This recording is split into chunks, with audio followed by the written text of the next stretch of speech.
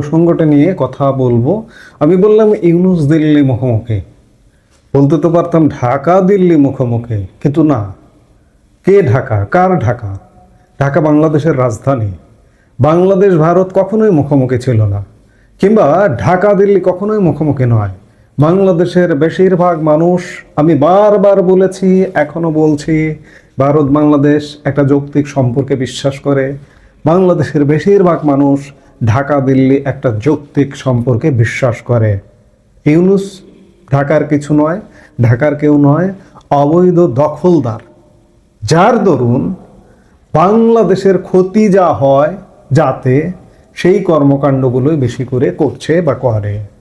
Doctor Yunus এই অবৈধ ক্ষমতা দখলকালেই, প্রাককালেই যদি বলেন, শপথ নেবার প্রাককালেই যখন দেখলেন যে বাংলাদেশ কিছু অংশ, একটি উত্তপ্ত অংশ আছে যে ভারত বিরোধী, সেই ভারত বিরোধী সেন্টিমেন্টটাকে কাজে লাগানোর জন্য শপথ গ্রহণের আগে, এগুলো কথা অনেকবার বলেছি, আবারও বলছি, স্মরণ করিয়ে দিতে হবে বারবার, যে শপথ গ্রহণের আগেই ফ্রান্স থেকে হুঙ্কার দিলেন, প্যারিস থেকে, যে বাংলাদেশ যদি কোনোভাবে আক্রান্ত হয় তাহলে ভারতের উত্তর পূর্বাঞ্চলের রাজ্যগুলো, কলকাতা, কেউ রক্ষা পাবে না। ভারত কি বাংলাদেশকে আক্রমণ করেছিল সেই সময়? ইউনূস শুধুমাত্র বাংলাদেশি ভারত বিরোধী সেন্টিমেন্টকে কবজা করবার জন্য, ক্ষমতার মসনদকে দীর্ঘস্থায়ী করবার জন্য, নিজেকে জনপ্রিয় হিসেবে আবির্ভূত করবার জন্য ভারত বিরোধী, ভারত বিদ্বেষী মন্তব্য করে ক্ষমতার মসনদে বসেছিলেন। এবং ক্ষমতায় বসার পর থেকে ইউনূসের একের পর এক ভারত বিরোধী তির্যক মন্তব্য, যেমন চীনা বিনিয়োগ টানতে গিয়ে উত্তর পূর্ব ভারতের প্রসঙ্গ টেনেছিলেন, আপনাদের মনে আছে নিশ্চয়ই। আবার নেপালের প্রতিনিধি ইউনূসের সাথে সাক্ষাৎ করতে এলে নেপালের প্রতিনিধির সাথে সেভেন সিস্টার্স প্রসঙ্গ টেনেছিলেন তিনি।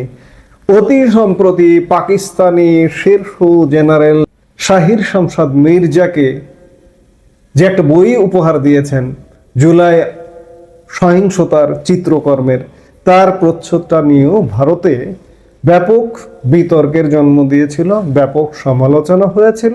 এই যখন অবস্থা, তখন তথাকথিত বাংলাদেশের অন্তর্বর্তী সরকারের প্রধান উপদেষ্টা মোহাম্মদ ইউনূসকে নিয়ে ভারতের প্রতিরক্ষা মন্ত্রী রাজনাথ সিং একটা মন্তব্য করেন।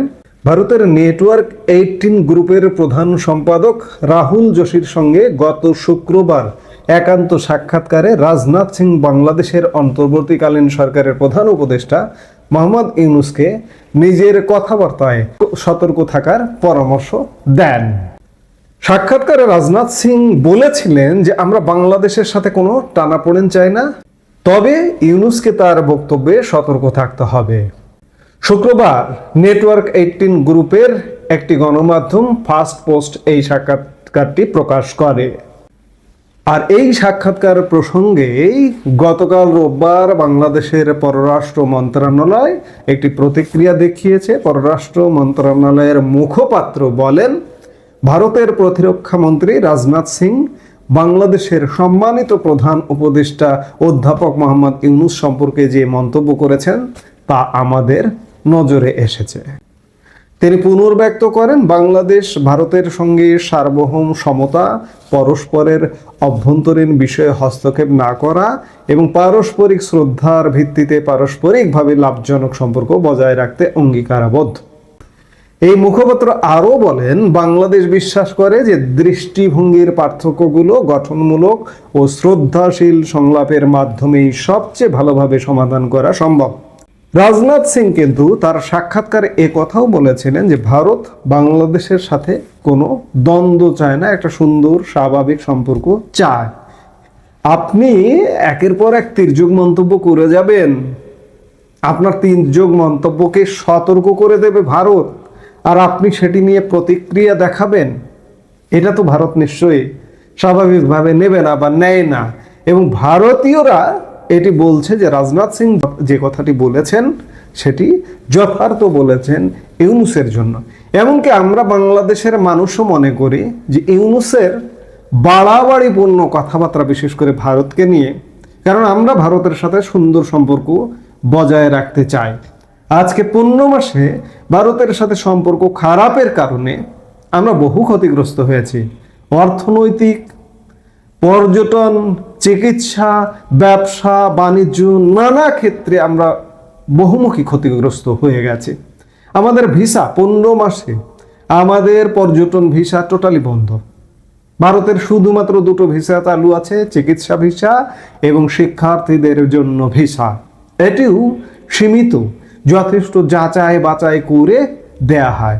বাংলাদেশের বহু মানুষ ভারতের উন্নত চিকিৎসা থেকে বঞ্চিত হচ্ছে গত 15 মাস যাবৎ। আমরা তো এমনটা চাই না। আজকে ইউনূস দিল্লি মুখোমুখি, বাংলাদেশ ভারত কিন্তু মুখোমুখি নয়।